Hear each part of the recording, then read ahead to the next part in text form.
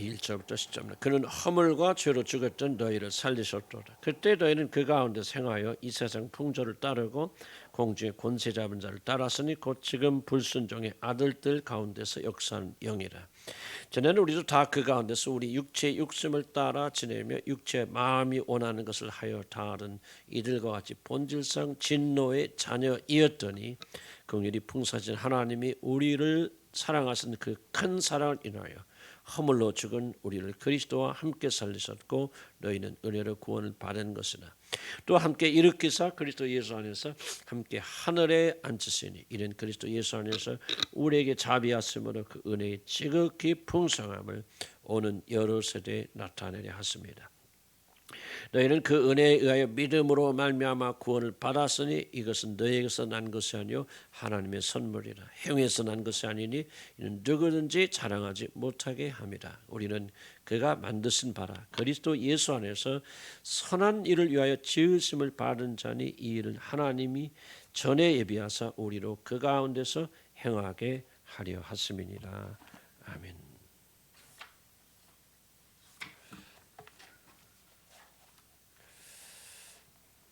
에베소서 이 부분 다음 주까지 강의하도록 하겠습니다. 인간의 3대 조건이라는 것을 말합니다. 우리 하나님 밖에 있는 사람들 비록 교회에 다닐지는 모르더라도 거듭나지 아니한 사람들을 우리는 그냥 통상적 언어로 자연인이다 그렇게 부릅니다. 자연인의 상태를 한마디로 압축하여서 성경은 오늘 뭐라고 말하냐면 이 자연인들은 죽은 자들이라 그렇게 말합니다. 여러분이 구원받는 것을 굉장히 중요하게 여긴다면 그리고 구원받은 자들이 어떻게 사는 것이 마땅한 삶인가를 여러분이 관심하신다면 반드시 오늘 성경이 정언하는 구원받지 못한 인간의 상태에 대해서 여러분들이 잘 알아야 됩니다. 그리고 결코 그것을 잊어서는 안 됩니다. 이것을 깨닫는 것이 아주 중요한 이유가 있습니다. 우리들이 구원을 받으려면 그 무엇보다도 그리스도 밖에 있는 자연인들의 비참한 상태를 여러분이 깨닫고 실감해야 됩니다. 내가 만약 그리스도를 만나지 못해 교회는 다니긴 하지만 진실로 그리스도를 만나지 못했다면 이러한 상태에서 멸망당할 수 없다는 그런 상태를 먼저 깨달아야만 그 사람은 그리스도를 향하여 나가서 마음의 문을 열고 주님께 손을 내밀 수가 있습니다. 우리 고린도서 4장 4절에 보면 이 세상의 신 즉 사단이 우리들이 구원받지 못하기 위해서 믿지 않는 자들 눈을 가려서 복음의 영광을 보지 못하도록 한다고 그렇게 기록되어 있습니다.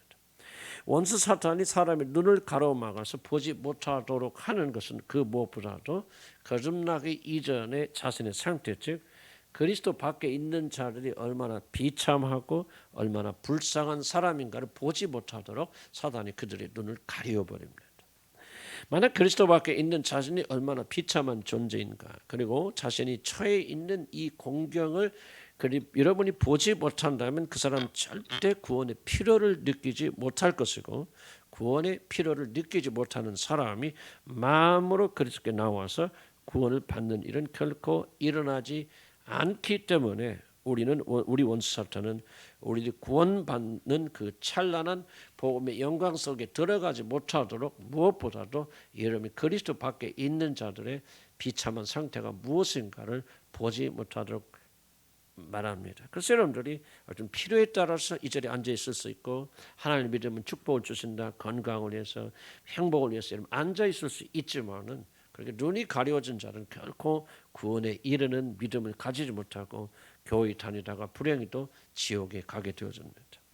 그러면 우리는 무엇보다도 그리스도 밖에 있는 자들의 비참한 상태에 대해서 단지 지식적으로가 아니라 마음 깊이 깨닫고 그럴 수 있도록 성령의 조명을 받아야 됩니다.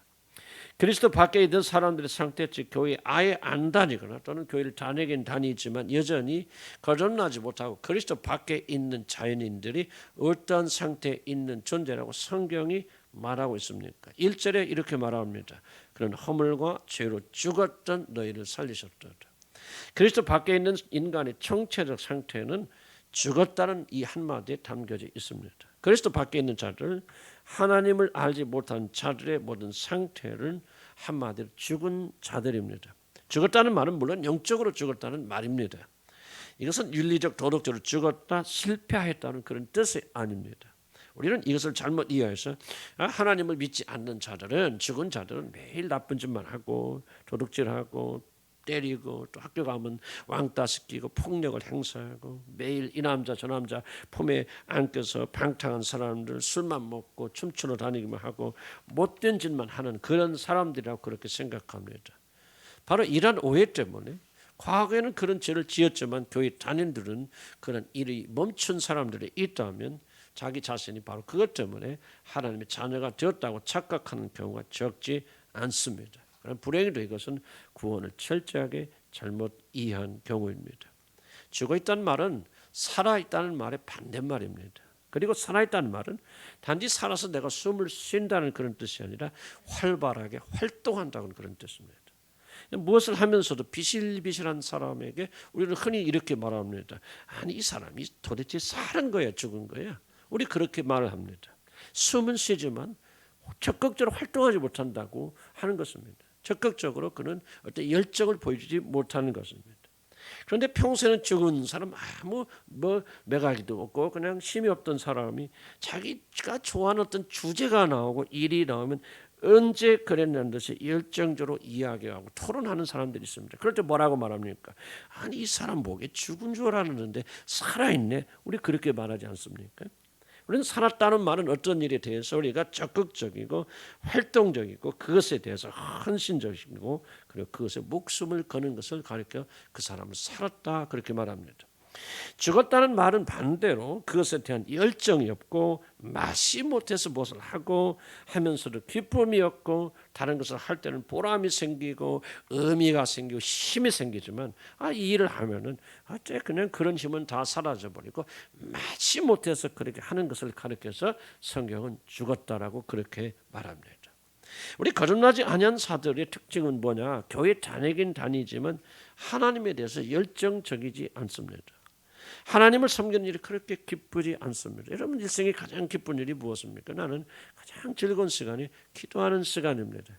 전에는 그렇지 않았어요. 그러나 주님 만나고 난 다음에 정말 일생에 제일 좋은 것은 집에서가 아니라 이 성전에 나와서 정말 내가 아버지 건물에 무슨 큰 의미가 있는 거 아니겠죠. 그러나 나는 아버지 집에 나와서 그분의 품에 있다는 것까지 그렇게 기쁘고 즐거운 것이 없습니다. 다른 것에 열정이 일어나지 않는데 기도한 일과 말씀 전하는 일에 많은 열정이 일어납니다. 그러나 죽은 사람들은 반대 현상입니다.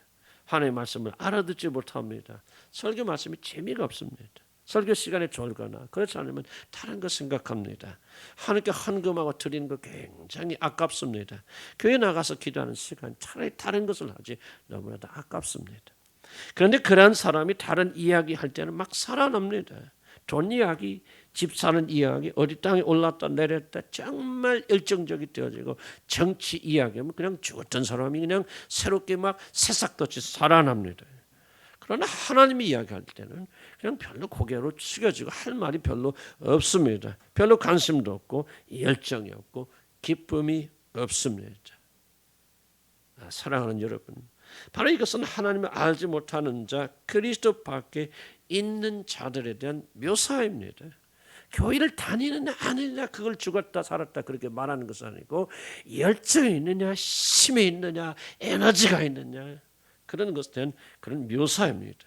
그들은 하나님에 대해 죽었기 때문에 그리스도에 대해 죽었기 때문에 그분에 대한 열정도 없고 그분 때문에 기쁨이 없고 그분 때문에 이런 감격이 없습니다. 제가 여름 왔다 임야선교사는 제가 가서 보니까요 정말 70 몇 살 거의 80대 가는데 그냥 기운이 없으니까 그냥 차를 타고 뺀 닭처럼 돌고 그래요. 그런데 나가서 설교한다, 찬양을 부르시다는 완전히 30대로 변합니다. 어디서 그런 힘과 능력이 올라오는지 세상 일에는 별로 관심 없고 기쁨이 없고 세상 일에는 힘이 없는데 주의를 할 때는 막 확 섞어서 80세 할머니가 30대 처녀처럼 그렇게 찬송하고 설교하는 것을 제가 보았습니다. 이것이 바로 그리스도에서 주님에 대해서 살아있는 자입니다. 그래서 이렇지 못한 자들이 이런 사람이 되어지는 것을 가리켜서 성경은 거듭난다 그렇게 말합니다. 우리 거듭난다는 말은 이와 같이 하나님에 대해서 살아있는 자가 된다는 뜻입니다. 그래서 하나님을 사랑하게 되고 하나님의 말씀을 즐거워하는 자가 되고 그의 뜻대로 사는 것을 기쁨으로 여기게 되옵니다. 하나님에 관한 것이 자신을 흥분시키고 하나님에 대한 열정으로 그들이 사로잡히게 되어집니다. 자신의 모든 관심과 기쁨이 바로 여기서부터 시작이 되어집니다. 사람이 갑자기 변화해서 이런 사람으로 바뀌는 사건을 가리켜서 그 사람이 거듭났다, 거듭남의 사건이라고 그렇게 말합니다. 그러나 죽은 자들은 하나님으로부터 하나님을 섬기는 것으로부터 아무런 기쁨을 발견하지 못합니다. 의무 때문에, 두려움 때문에 교회 안 다니면 지옥 갈지 몰라, 망할지 몰라. 그래서 교회에 다니지 하나님을 즐거워하고 하나님을 기뻐하기 때문에 하나님을 믿는 것이 아닙니다. 바로 이것이 하나님을 떠난 자들의 삶, 죽은 자들의 삶입니다. 그들은 윤리학 도덕적으로 뛰어난 사람이 될 수도 있고 사람들이 칭찬받는 사람이 될 수 있지만 그들은 하나님에 대한 열정을 가질 수가 없습니다. 자기 일에 대한 열정을 가질 수 있습니다. 교회를 섬기느라 뭐니라 그것이 자기를 높여주고 자기를 알리는 일이기 때문에 그런 일에 대해서 열정을 가질 수 있지만 순수하게 하나님에 대해서 열정을 가질 수가 없습니다. 왜냐하면 그 사람은 죽었기 때문입니다. 바로 이것이 죄이고 죄의 무서운 독입니다. 사랑하는 성도 여러분, 여러분의 상태는 어떻습니까? 여러분 교회 다니고 지금 여기 앉아있는 대로 만족하지 마시고 여러분은 하나님에 대해 살아있는 사람입니까? 그렇지 않으면 하나님에 대해서 죽은 사람입니까? 이제 성경 하나님에 대해 죽은 자들의 세 가지 상태를 오늘 성경이 말하고 있습니다. 바로 영적으로 죽은 자들은 다음과 같은 세 가지 일에 사로잡히게 된다고 하나님의 말씀을 가르칩니다. 세 가지가 무엇입니까? 이 세상의 풍조를 따르고 공중의 권세 잡은 자를 따르고 육체의 욕심을 따르는 이 세 가지를 섬기게 되어집니다.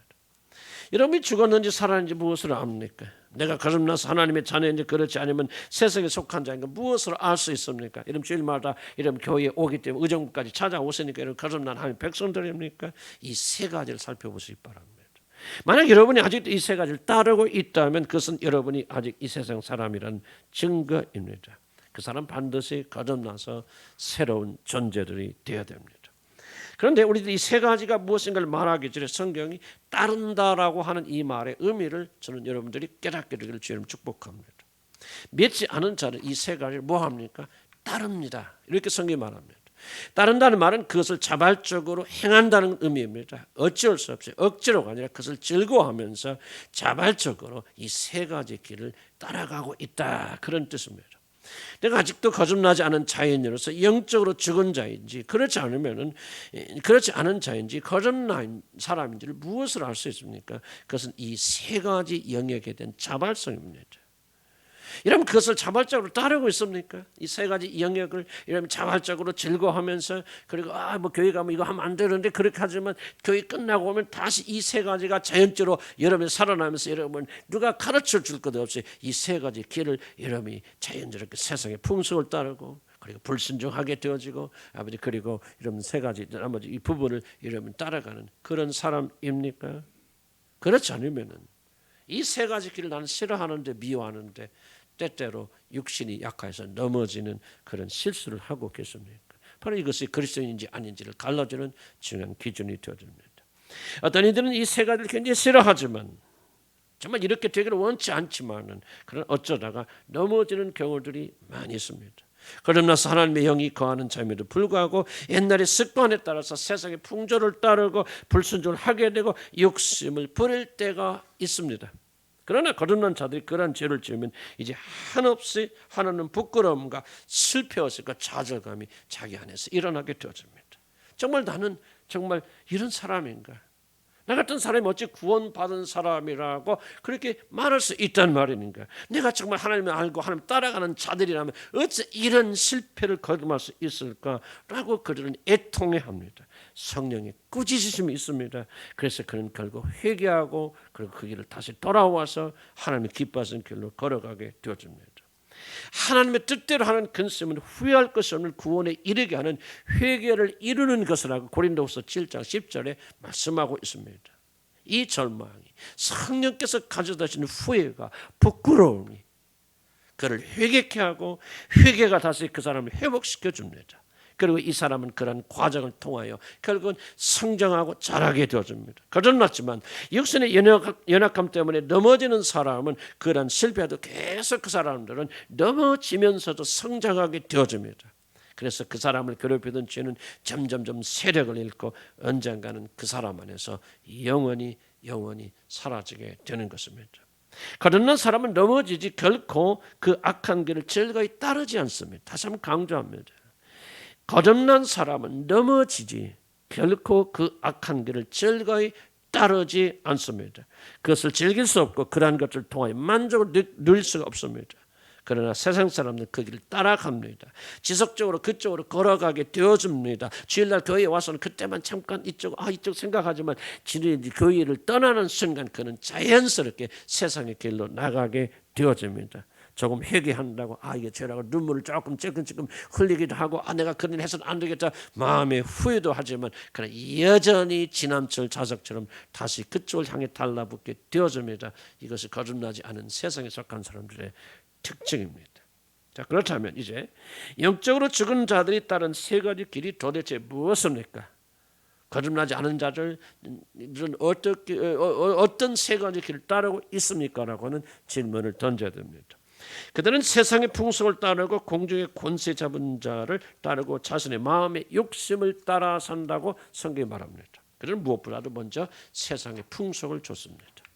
여러분, 세상의 풍속을 좇는다는 말은 세상의 악한 길을 따라간다. 또 다른 말하면 세상의 코스를 따라간다. 근데 이게 굉장히 좀 잘 설명한 거라 생각합니다. 세상이 정해진 코스를 그대로 따라간다. 바로 이것이 바로 성경을 의미하는 것입니다. 중국집에 가면 코스 요리라는 게 있습니다. 여러분 한번 먹어보셨습니까? 저도 몇 번 먹어봤어요.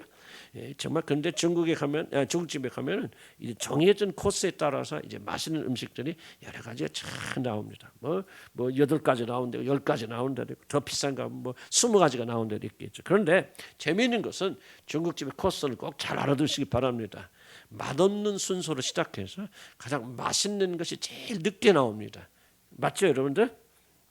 근데 저는 그걸 몰랐어요. 그래서 처음부터 막 짜장면 막 이런 거 맛있는 게 나오는 거예요. 그래서 나는 그냥 배 터지러 그렇게 막 먹었잖아요. 그런데 갈수록 맛있는 것이 나오는데 뭐예요? 배가 부르니까 더 이상 먹지 못하고 매일 맛있는 것은 그냥 입만 끌적거리다 그렇게 돌아온 기억이 납니다. 지금 생각해도 얼마나 억울한지 모르겠습니다. 그런데 잘 들으시기 바랍니다. 그런데 코스 요리 먹을 때는요. 나는 좋은 음식부터 먹기 원하니까 좋은 음식부터 내주세요. 그렇게 말하는 사람 없습니다. 그냥 정해진 순서대로 이러면 따라가야 됩니다. 그것이 법칙이고 그 법칙을 따르는 것이 이 중국집에서 코스 요리를 먹는 그런 예입니다.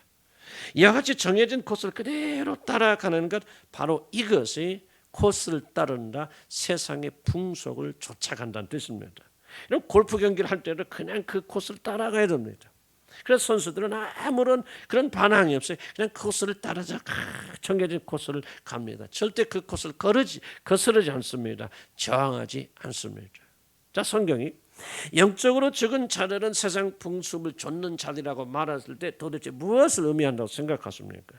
바로 세상에 속한 사람들은 교회 다니지만 거듭나지 못한 하나님 자녀가 아닌 자들은 세상이 정해준 코스에 아무런 저항을 하지 않는다는 바로 그런 뜻입니다. 묵묵히 따라갑니다. 중국 요리 코스를 먹듯이 그냥 그대로 생각 없이 개념 없이 그것을 따라갑니다. 거스르지 않습니다라고 하는 그런 뜻입니다. 여러분, 세상 사람들의 라이프 스타일, 세상 사람들이 추구하는 것을 거스르지 않고 저항하지 않고 그저 생각 없이 개념 없이 그대로 그들의 발자취를 쫓아간다는 뜻입니다. 여러분, 그리스도인들의 특징이 무엇인지 압니까? 여러분, 거듭난 뒤에 생긴 변화가 무엇인지 여러분 아십니까? 그건 세상을 거스르는 것입니다. 세상이 정해진 코스에 저항하고 부인하고 그와는 다른 것을 추구하는 것입니다. 오늘날 현대교회 비극이 무엇인지 아십니까? 수많은 사람들이 교회에 다니고 예수를 주라고 고백하지만 그들이 여전히 세상이 정해진 코스를 그대로 따라가고 있다는 사실입니다. 거듭난다는 말은 세상 사람들이 추구하는 것과는 반대되는 길을 걸어갈 수 있는 힘과 용기를 가진 새로운 사람으로 다시 태어난다고 하는 뜻입니다. 세상은 보이지 않는 것보다도 보이는 것을 더 값지 여기지 않습니까? 그래서 그 사람의 마음에 무엇이 들어있든지 외모가 잘생기고 아름답고 날씬하고 그리고 학벌이 좋고 스펙이 좋으면 오케이 그렇게 생각하고 예수 믿는다고 주장하는 사람들처럼 그렇게 쫓아갑니다. 그 사람의 인격 뭐 됨됨이 뭐 그런 것들은 다 거기가 무엇보다도 예뻐야지, 멋있어야지, 전부 의무 중심적인 것들이 이 세상에서 중요하게 여겨집니다. 이러면 현대 기아차가 그래도 세상에서 잘 팔린다고 그럽니다. 바로 왜 현대 기아차 특히 잘 팔리냐면 디자인 경영이라는 것을 도입했기 때문입니다. 그래서 뭐합니까? 세상 사람들은 뭐 엔진이 좋고 뭐 성능이 좋고 거기서 거기고 우선 예뻐야 차를 산다. 기아차가 그걸 발견해서 이제 디자인을 잘하는 사람들을 불러모아 가지고 세계적으로 기아차를 예쁘게 만들어서 기아차가 그런 대로 선전하고 있습니다. 바로 이것이 세상이 추구하는 세상의 코스 중에 하나입니다. 그래서 사람들은 정해진 코스에 따라 내적인 아름다움이 아니라 보이는 아름다운 신체 외모나 스펙이나 이런 것들 더 추구합니다. 배우자를 고를 때도 조금 부족하지만 예수님을 따라하고 예수님을 사랑하는 사람, 그런 사람 싫어합니다. 그런데 예수 믿는다고 하는 사람들조차 예수님은 믿지 않아도 뭐 그것이 그렇게 큰 흠이 될 수 있겠습니까? 뭐 나중에 예수 믿겠죠. 그러나 그들이 막상 결론 고를 때는 뭐합니까? 그들의 외모와 스펙과 이런 것을 따라갑니다. 이것이 바로 세상의 풍조입니다. 그리스도인이라는 이것을 거스르는 존재들입니다. 보이는 것보다는 보이지 않는 영적인 것들, 외모보다는 그 사람의 인격과 됨됨이를 더욱더 중요하게 여기는 것이 바로 그리스도인들이요, 이렇게 새롭게 되어진 자들을 가리켜서 거듭난 자들이라 그렇게 말합니다. 세상이 정해진 또 다른 코스가 있습니다. 그게 무엇입니까? 바로 영원성을 부인하는 것입니다. 그것은 이 세상이 전부 다 이 세상이 끝나 모든 것이 다 끝나버린다. 그래 지금 여기서 먹고 마시고 즐기자. 우리가 살아있을 때 모든 걸 다 해보자. 이것이 바로 세상의 중요한 풍조 중에 하나입니다. 코로나 사태로 여러 가지 일이 드러나죠. 나는 미국의 민낯이 그대로 드러나고 있다고 생각합니다.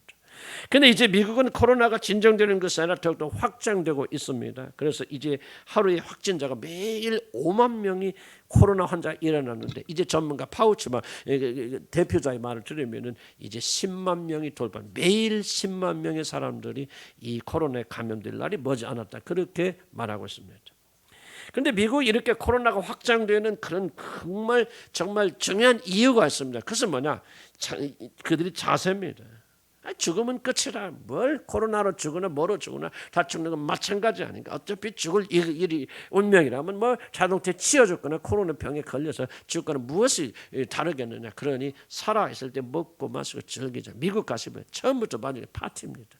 놀고 먹고 마시고 이것이 미국 사회를 전염하고 아주 사로잡고 있는데 코로나 병 앞에서 이들은 뭐야? 먹고 마시고 즐기고 어차피 우리에게 영혼 없어, 내일은 없어, 죽으면 끝이야. 그러니 살아있을 때 먹고 마시고 즐기자. 그래서 매일 먹고 마시고 즐기고 이 뭐가 술집에 사람들이 인산인해를 이루고 있기 때문에 이 코로나는 급속도로 퍼져 나가고 있는 것입니다. 그런데 왜 죽음 앞에서도 먹고 마시고 취하면서 그 귀한 삶을 유혹에 빠뜨립니까? 그들은 영혼에 대한 관점을 잃어버렸기 때문입니다. 이 세상이 전부가 아니다. 죽으면 우리는 반드시 하나님의 심판대 앞에 서게 되어진다. 그런데 지금 여기서 근신하고 영원한 세계를 준비하고 살아야 한다는 영혼에 대한 믿음을 그들이 다 잃어버렸기 때문에 불나방처럼 순간을 위해서 삽니다. 야고보 3장 15절에 이들에서 이렇게 말합니다. 그러나 이러한 지혜는, 이러한 생각은 위로부터 나오는 것이 아니요 땅 위의 것이요 정욕의 것이니 요 귀신의 것이니. 놀라운 것은 성경이 이런 풍조를 귀신, 사탄에게서 나온 귀신의 것이라고 말하고 있다는 것입니다. 바로 우리들이 깊이 생각하지 않고 그냥 따라가는 세상의 모든 흐름들은 이 세상의 임금인 사탄이 뒤에서 조정하고 조정하는 그러한 것들이라는 사실을 우리가 잊어서는 안 됩니다. 그리스도인들은 이라는 것들을 거슬러 올라갑니다. 세상의 풍조가 어떻게 됐든 세상의 코스가 어떻게 됐든 그리스도인들은 이걸 거슬러 가는 자들입니다. 그러나 거듭나지 못한 자들, 멸망의 자녀들은 교회의 자녀도 세상 사람들이 취한 그대로 그것을 답습하고 따라갑니다. 이것이 멸망의 길입니다. 이제 성경에 가르치는 죽은 자들이 따라가는 두 번째 것은 놀랍게도 공중의 권세 잡은 자 곧 사단을 따르는 길이라고 그렇게 말합니다. 믿지 않는 자들은 공중의 권세 잡은 사단을 따라갑니다. 물론 이것은 정말 사탄 숭배자들까지 보면 막 검은 옷을 입고 막 피부에 막 문신을 하고 얼굴에 막 이게 무슨 칠해도 검정 립스틱을 칠하고 보면 그냥 보자마자 저 사람은 귀신 숭배자고 사단 숭배자라고 알 수 있는 그런 사람들을 말하는 것이 아닙니다. 그렇다면 사람들은 어떻게 해서 어둠의 왕자 사단을 따르고 있습니까? 2절 보시기 바랍니다. 2절에 이런 말씀이 있습니다. 지금 불순종의 아들들 가운데 역사는 영이라고 말합니다. 이런 걸 보니까 공중의 권세를 잡은 자를 따른다는 말은 바로 불순종을 하는 세상 풍조를 사람들이 따라간다는 것입니다. 사람들은 개인주의 영향으로 인해서 성경이 가르친 대로 교회의 권위와 지도하는 자의 권위를 받아들이지 않습니다. 선생님의 권위를 받아들이지 않습니다. 부모의 권위에 복종하지 않습니다. 무엇이든지 자기 자신이 원하는 대로 결정하고 자신들이 원하는 길로 가는 그런 세대가 되었습니다. 한마디로 세상은 불순종의 세상이고 오히려 순종하고 법도를 따르는 자들을 무시하는 그런 세대에 저와 여러분은 살아가고 있습니다. 무슨 얘기가 좀 고속도로나 길을 가다가 제일로 요거도 먹는 사람들이 누군지 아십니까? 놀랍게도 교통 규칙을 지키고 가는 사람입니다. 왜 이렇게 늦게 가는가? 뭐 한다고 이렇게 가는가? 지금 바쁜 세상에 뭐 과속하고 가는 사람들이 막 크락션 올리고 인사를 쓰고 욕을 하는 사람, 다른 사람들이 아니라 교통 법규를 지키고 속도를 지키고 있는 사람들 요구합니다. 이게 바로 세상의 풍조입니다. 불순종의 세상입니다. 자식들이 부모에게 순종하는 건 정말 상상하기 어려운 그런 시대가 되었습니다. 그래서 요즘 거꾸로 부모들이 자식들에게 순종하며 사는 이상한 그런 시대가 되어졌습니다. 자식들을 무서워합니다. 자식들을 두려워합니다. 자식들에게 비유 맞추기 위해서 모든 걸 희생하는 그런 이상한 세대가 되어졌습니다. 자기가 하고 싶은 대로 삽니다. 그러나 위에 있는 권위에 순종하지 않습니다. 반항합니다. 거부하고 거절합니다. 바로 이것이 지금 우리가 살고 있는 이 시대의 큰 특징입니다. 그런데 성경은 바로 이것을 뭐라고 말하냐? 바로 영적인 일이라고 말합니다. 불순종의 아들간의 역사는 영을 따르는 일이라고 그렇게 말합니다. 사람들이 단지 불순종하고 권위 대적한 일을 하는 것이 아니라 바로 그들 안에서 역사하고 있는 영적인 세력을 따르는 것이다.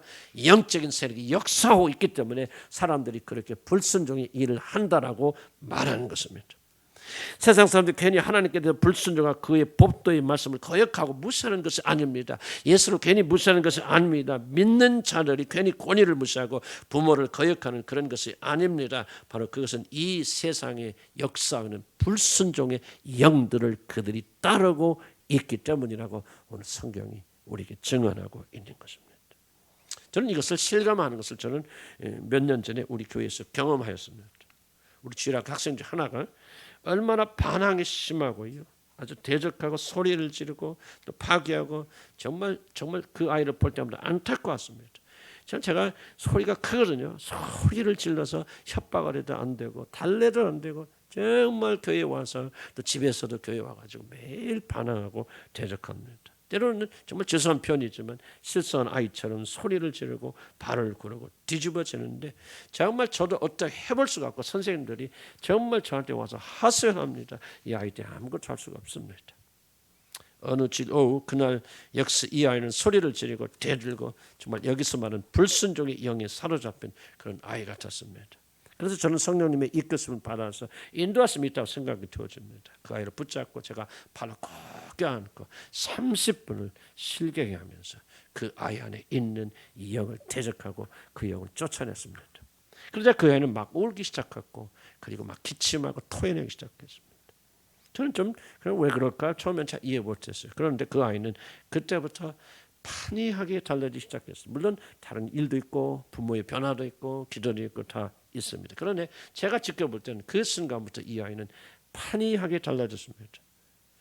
정말 그 아이를 보면요, 얼마 아이가 달라져. 아직도 아이니까 부족함도 있겠죠. 그렇지만은 그 아이를 보면요, 제가 그 과거의 그 아이와 비교하게 될 때 완전히 다른 존재. 정말 이전 것은 지나서 보라 새 것이 되었다. 도대체 무엇이 저 어린 아이 안의 역사에서 저는 기적을 베풀었을까라고 하는 그런 생각을 해봅니다. 지금도 변하지 않고 그리스도 안에서 그 아이가 너무나도 아름답게 성장하고 있습니다. 사랑하는 성도 여러분, 사람들 안에서 역사하는 불순종의 영을 무시하지 않기를 나는 주의 이름으로 간절히 축복합니다. 이 영이 역사하면 하나님 말씀에 여러분 순종할 수 없습니다. 그 말씀대로 살아갈 수 없습니다. 그 말씀을 귀중하게 여길 수가 없습니다. 하나님의 말씀을 들을 수가 없습니다. 물론 거듭나지 않으면 그렇겠죠. 그러나 거듭나지 않은 사람의 역사하는 영이 바로 이 불순종의 영입니다. 하나님의 말씀을 대적하는 영입니다. 목사 이렇게 말은 저렇게 해석하는 영입니다. 이렇게 하라고 명령하면 다른 짓을 하는 영들입니다. 목사의 권위에 불순종하게 되고 남편의 권위를 무시하게 됩니다. 교사들에게 대항합니다. 이 모든 것이 불순종의 아들들 가운데서 역사하는 영의 강력한 역사라는 사실을 우리가 잊어서는 결코 안 됩니다. 하나님께 사람들이 하나님께 나와서 순종하지 못하는 이유는요, 이 불순종의 영이 그들 안에서 역사해서 하나님께 순종하지 못하도록 가로막고 역사하기 때문입니다. 그래서 그들은 하나님 기뻐하시지 않은 길을 걸어갑니다. 반항의 길을 걸어갑니다. 불순종을 미덕으로 생각합니다. 영적 지도자의 말을 마음에 새겨듣지 않습니다. 권위에 대적하고 대항합니다. 바로 이것이 영적으로 죽은 자들의 특징입니다. 앞에서는 예, 아멘 하지만 뒤에 가서는 순종하고 따르지 않습니다. 이게 다 불순종의 영이 역사하는 것입니다. 정말 무서운 것입니다.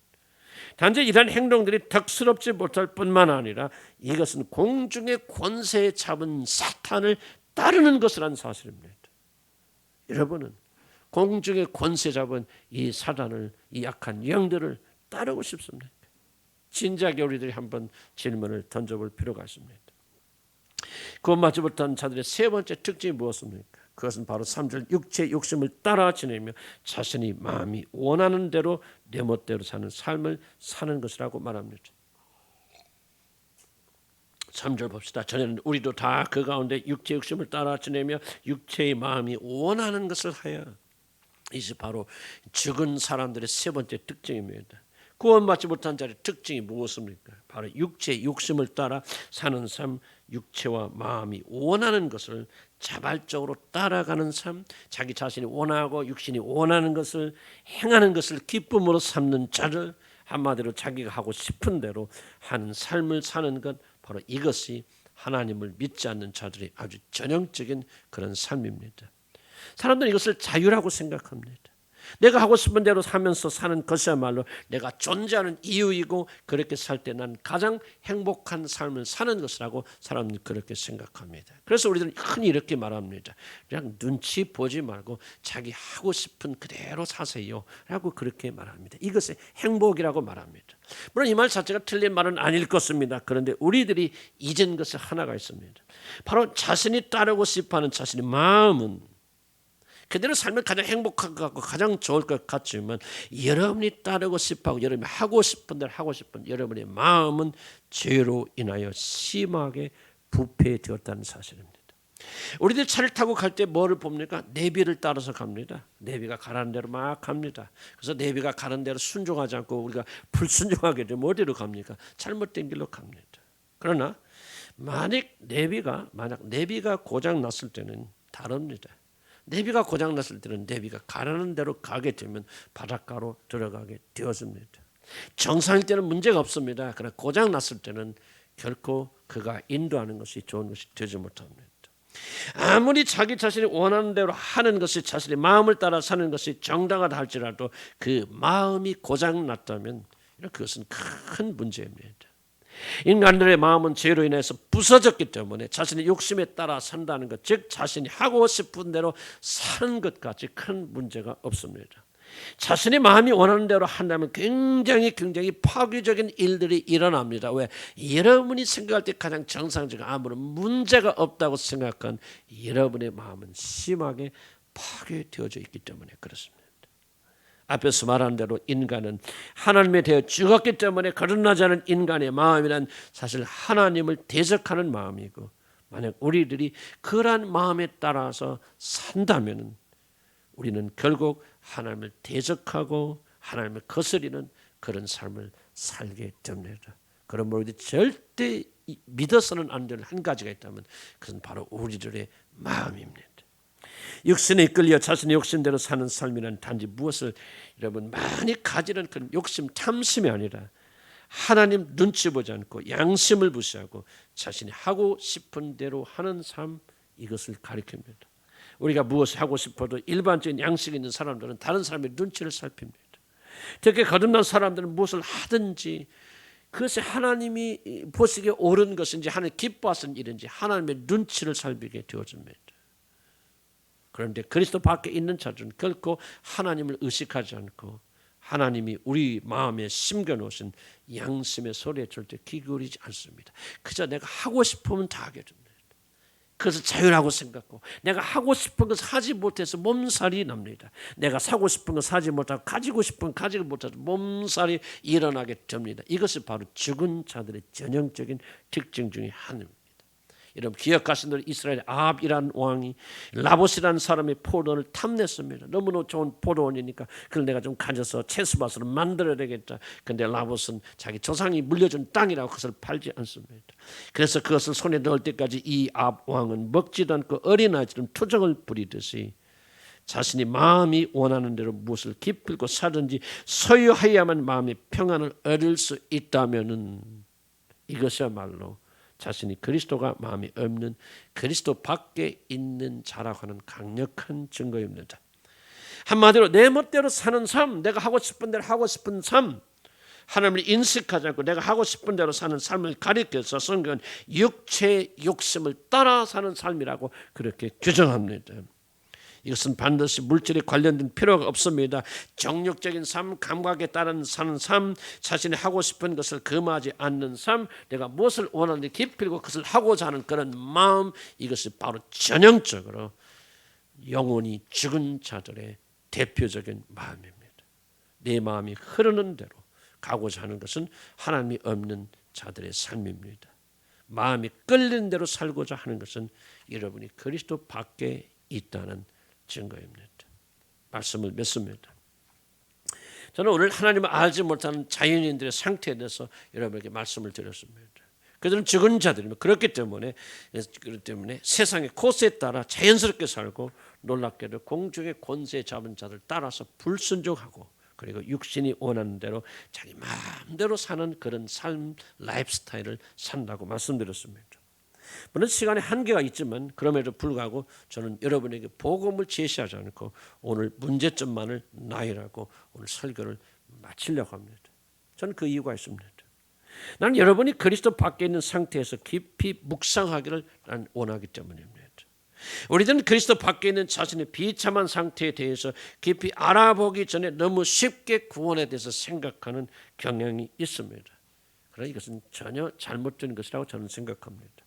사람들은 그리스도 밖에 있는 자신의 상태의 비참함을 발견하기 전까지는 결코 여러분이 그리스도를 향하여 나가지 않습니다. 오늘 여러분 앉아 계십니다. 구원받지 못한 분들이 계시다면 여러분의 유일한 이유는 아직 여러분은 그리스도 밖에 있는 여러분이 얼마나 비참한 상태에 있는가를 아직 성령께서 열어주셔서 보지 못하고 있기 때문입니다. 그러므로 먼저 우리들은 구원받기 전에 그리스도 밖에 있는 자신의 상태에 대해서 알아야 됩니다. 왜 영적으로 죽은 자들이 비참한 자들입니까? 왜 세상의 코스를 쫓아가는 것이 재밌고 즐거운 일인데 왜 그것이 비참한 일입니까? 왜 불순종의 삶을 사는 것이, 왜 자신이 원하는 대로 사는 것이 비참한 삶입니까? 오히려 그것은 자유로운 삶이 아닙니까? 라고 말할 수 있습니다. 그 이유는 바로 이런 자들을 가리켜 성경이 뭐라고 말합니까? 본질상 진노의 자녀라고 말하기 때문입니다. 영적으로 죽은 자들은 전능하신 하나님이 온 우주의 왕 되신 하나님의 불붙은 진노를 받아 영원히 정죄받고 멸망받기 때문입니다. 물론 거듭나지 않은 분들은 이 말을 가볍게 여길 것입니다. 속으로 농담처럼 여길 것입니다. 이 말 때문에 두려워하지 않을 것입니다. 그러나 거듭난 자들은 이 말 때문에 두려워할 것이고 이 말 때문에 밤잠을 설칠 것입니다. 영적으로 죽은 자들, 세상에 가는 그 길을 따라가고 불순종함으로 공중의 권세를 잡은 자를 따라가고 육체의 욕심을 따라 사는 자들은 이제 전능하신 하나님의 영원한 저주를 받아서 결코 형벌이 멈추지 않는 지옥에 던져질 것입니다. 지옥은 믿지 않는 자를 협박하는 협박을 위해서 지어낸 스토리가 아닙니다. 우리 주님께서는 천국에 대해서 말하는 것보다 훨씬 더 많은 시간, 많은 분량을 지옥에 대해서 말씀하셨습니다. 사랑하는 성도 여러분, 지옥이 없다면 하나님의 아들께서 이 땅에 내려오셔서 우리를 구원하실 아무런 이유가 없습니다. 만약에 지옥이 없다면 하나님의 아들 예수 그리스도는 모든 헛된 일을 하시는 것에 불과합니다. 만약에 지옥이 없다면 여러분이 여기에 앉아있을 아무런 이유가 없습니다. 만약에 지옥이 없다면 우리들이 불타게 하나님 찾을 아무런 이유가 없습니다. 사랑하는 성도 여러분, 지옥의 중요성을 꼭 이해하시기를 나는 주의 여러분 간절히 축복합니다. 지옥이 없다면 우리 모든 신앙이 다 사라지게 될 것이고, 여러분이 지옥을 심각하게 생각하지 않는다면 여러분 결코 여러분 구원을 받지 못할 것이고, 여러분 반드시 그 지옥에 떨어질 것입니다. 사랑하는 성도 여러분, 나는 우리 주 예수 이름으로 간절히 여러분 부탁합니다. 그리스도 밖에 있는 자들은 하나님의 진노 아래에 있습니다. 영적으로 죽은 자들은 하나님의 그 무슨 심판, 진노의 심판 아래에 있습니다. 사실 이 사실보다 우리 더 무사하고 떨어야 되는 말이 없습니다. 그래서 성경에 기록된 말 중에서 가장 두려운 말이 무엇인지 아십니까? 히브리서 10장 31절, 두려워할진지 살아계신 하나님의 손에 빠져 들어가는 것이 무서울진지. 나는 이 말처럼 성경에 기록된 더 무서운 말이 없다고 생각합니다. 나는 오늘 성령께서 여러분 마음에 역사해 주셨어요. 우리가 구원을 하기 전에, 그리스도를 향해서 손을 뻗기 전에 구원받지 못한 자들이 이 절망적인 상태, 죽은 자들의 이 절망적인 상태에 꼭 깨닫게 되기를 바랍니다. 여러분 이 교회에 앉아 계시지만 여러분 아직도 이 세 가지의 상태 속에 묶여 있다면, 그리고 그것을 자발적으로 따르고 계신다면, 여러분이 어떤 느낌을 가지고 어떤 주장을 하든지 여러분이 하나님께 속한 자들이 아닙니다.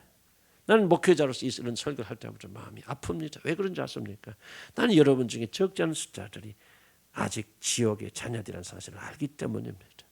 알면서도 사위도 맡기고, 알면서도 광고도 하게 하고, 알면서도 대표도 하게 하고, 알면서도 여러분 구역장도 하고, 알면서도 그럴 수밖에 없지만 이 마음의 중심 속에 이 목사는 이대로 가면 여러분이 멸망의 자리에 들어간다는 알기 때문에 저는 애타는 심정으로 성령께서 역사하시면 저절 그 구원받을 것이라는 믿음을 가지고 오늘도 저는 소망을 잃지 않고 여러분에게 간절히 호소합니다.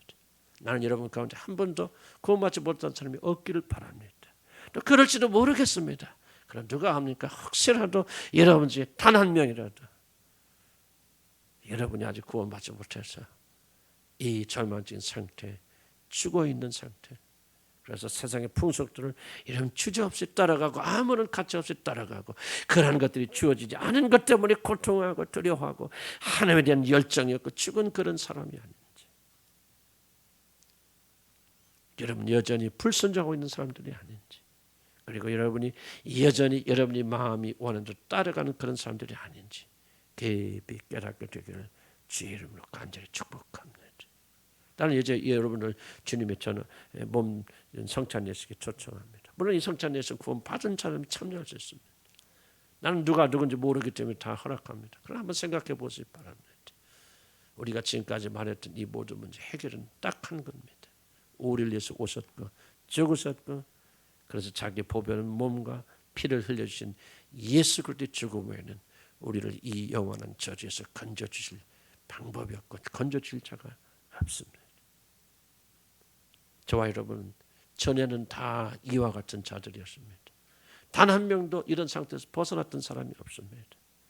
죽을 자들이요, 멸망받을 자들이요, 영원히 정죄받을 자들이었습니다. 그러나 우리들에게 믿음을 주셨고 예수 그리스도를 믿고 의지함으로 이 영원한 저주에서 건짐받게 되어졌습니다.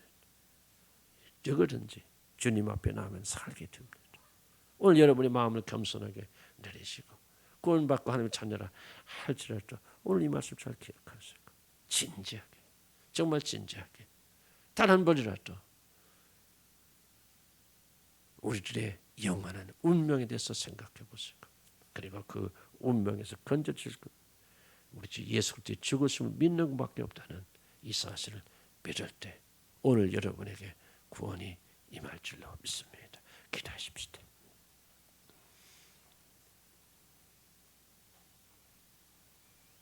이제 조용히 묵상하시면서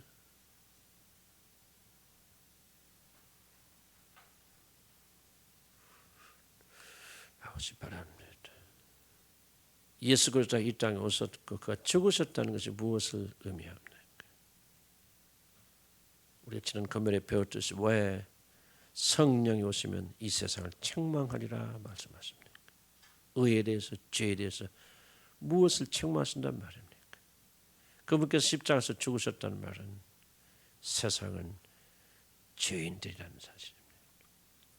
죽었고 세상의 풍조를 따르고 불순종의 영을 받아 불순종하고 그런 자기가 원하는 대로 하나님 없는 그런 삶을 살아서 하나님의 진노의 심판 아래 있기 때문에 그들을 건져주시기 위해서 그리스도께서 이 땅에 오신 것입니다.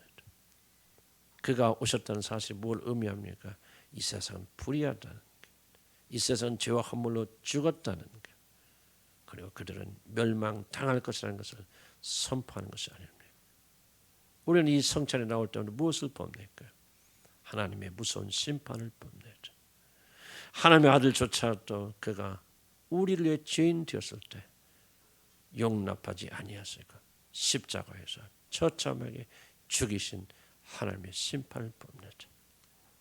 그리고 이 심판은 누구에게든지 반드시 임할 것입니다. 이 심판에서 피할 수 있는 유일한 길은 주님의 십자가에서 흘려주신 보배로운 피를 의지하는 것밖에 없습니다.